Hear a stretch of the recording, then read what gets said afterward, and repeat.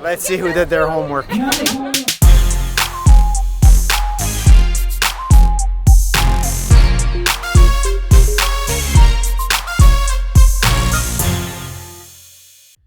Hello, cyclocross friends, and welcome back to Cyclocross Television. For today's show, we are in Rochester, New York for the first UCI C1 event of the year, and we are focusing in on the women's elite race. Lining up for the start is the Canadian national champ and Rochester double winner in 2019, MAGHALIE Rochette. We also have US national champ CLARA HONSINGER, Caroline Mani, who captured both days at Go Cross a week ago, and BECCA FAHRINGER, who's taking the line after suffering a head injury last Sunday, are also on the start line. They are joined by Erica Zavetta, who podiumed at Go Cross, along with Hannah Ahrensman, Raylan Nuss, and Katie Keogh. As the whistle blows and the field heads down the starting straight, Rochette is already off the front with Zavetta, Ahrensman, and Mani on her wheel. Honsinger and FAHRINGER have been swallowed up by the pack and have their work cut out. As the dust settles, Rochette leads Zavetta and Keogh through the first turns of the course.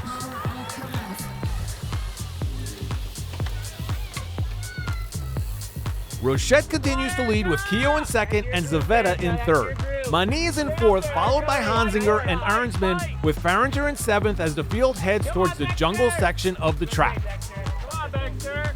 Come on, Caitlin. Get up there.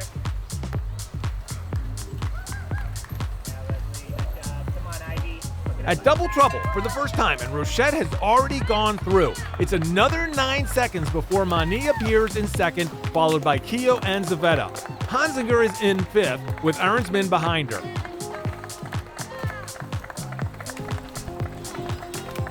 Katie Klaus and Crystal Anthony make up the remainder of the front group.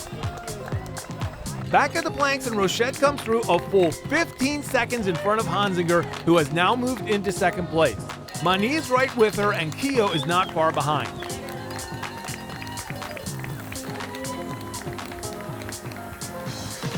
Ahrensman and Zavetta are next, with Klaus, Anthony, and FAHRINGER at the tail end of the leaders.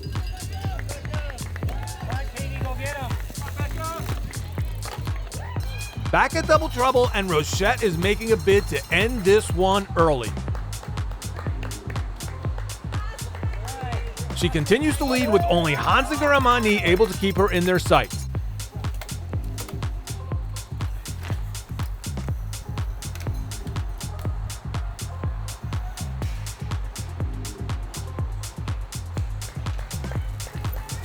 Go, Clara. Come on.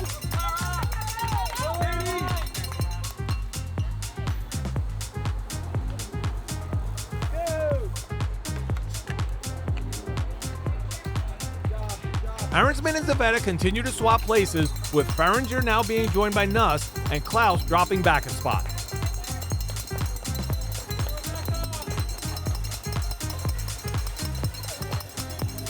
Lizzie Gonzalez, Caitlin Birdstein, Anthony, and Regina Legg also remain in the mix.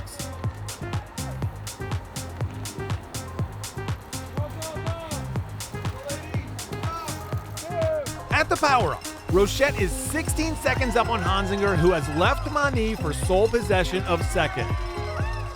With Rochette on her own out front and Honsinger chasing solo, 2021 Rochester is looking a lot like 2019 Rochester, where Honsinger got a slow start and worked her way back up towards Rochette before settling for second. Behind the leading pair, Mani continues in third, with Ahrensman in fourth and FAHRINGER in fifth. Nuss and Zavetta are close behind.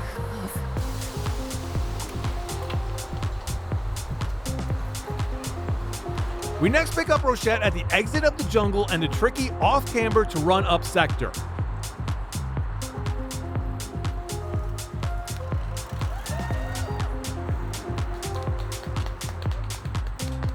Rochette has about a 20-second lead over Honsinger, who now holds a 12-second gap over Mani.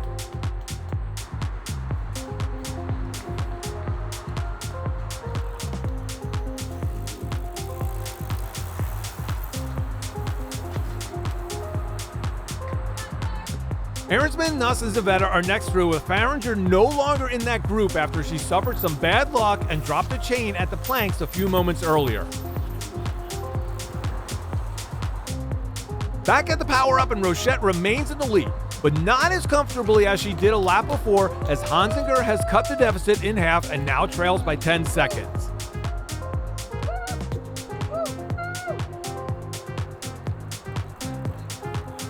That gap holds steady at the half pipe as we make our way to the front side of the track and the wide open power sections, where Rochette has reclaimed a few ticks and has pushed the gap back to 15 seconds. Up the stairs and through the flowing off-camber sections, Rochette has the track dialed and is cruising with 1 lap to go.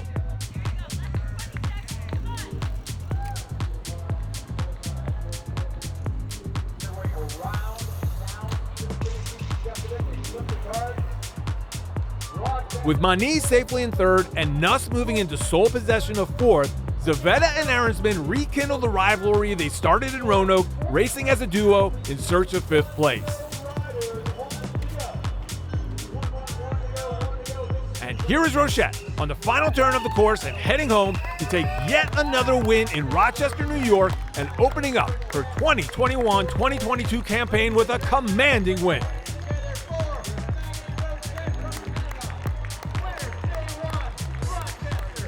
10 seconds behind comes the U.S. national champ CLARA HONSINGER to take second.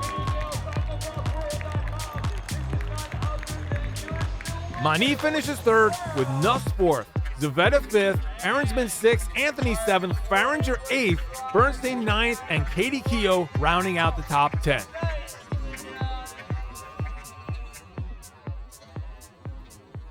I wanted to start fast and then evaluate what was happening, but I knew, I know CLARA is going to be strong. She was so good last year, and I knew I wanted to start fast and then see, where is everyone? How should I play it? To be honest, I didn't plan on going by myself from the start, but when I saw I had a gap, I thought okay, might as well go. But then I regretted it. So 3 laps, I think on the 4th lap, I was starting to suffer a little bit. I was like, oh, maybe that was a mistake. And I started having doubts, I was like, oh my gosh, she's gonna catch up and blah, blah, blah. But then I brought myself back and I'm like, you know what, just do it turn by turn, do your best, and then eventually came back. So with I think 1.5 to go, I still had a gap, and I'm like, okay, now I can just dig in, and I think I'll be okay. So that's what all these things were happening in my mind, but I'm glad I was able to keep it all the way to the end. I don't want to have too much of a strategy. I like to evaluate and see okay, if we're together, the race is going to be different, but I'll try to get my, play my cards correctly. Surprisingly, it felt quite a bit like 2019. Right from the start, MAGHALIE had this massive gap, and it was all about just trying to bring back every inch of it that I could.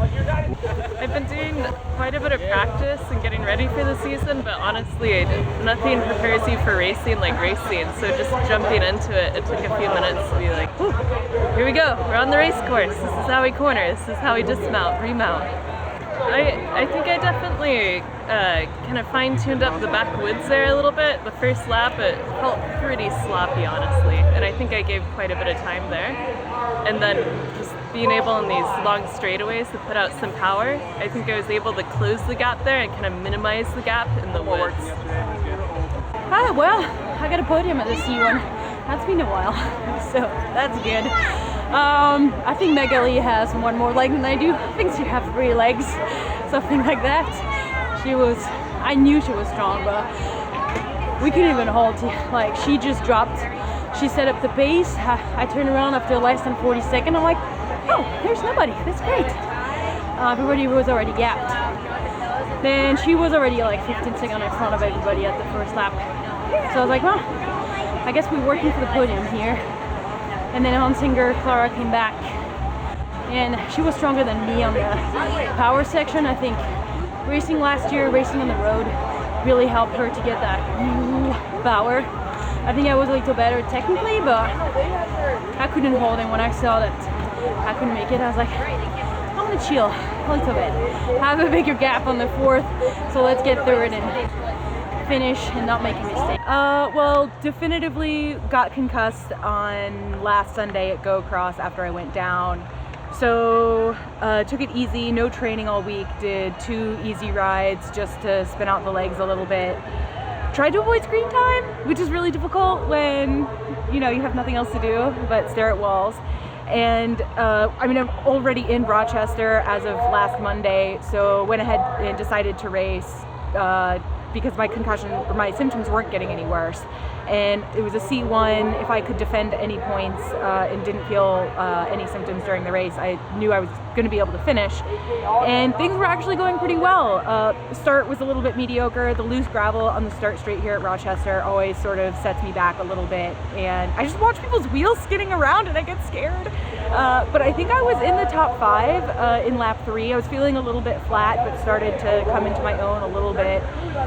Went behind 2 other riders just to sit in during a headwind coming by the pits, and went up the new flyover and down into the barriers, set my bike down, and my chain was off.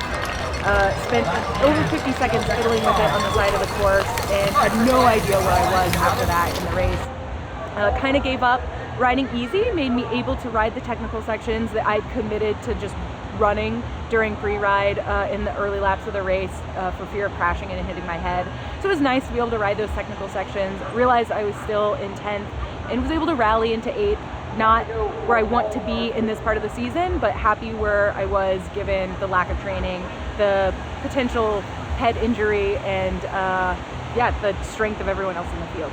I did have a pretty bad headache after the race, so day 2 I decided not to dig the hole any deeper and hopefully focus on recovery so I can train a little bit next week and be in good shape for Charm and especially the World Cups, assuming I make the selection. So, yeah.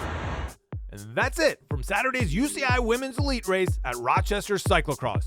Much more to come from Rochester, so please subscribe to the channel and tell your cyclocross friends to do the same.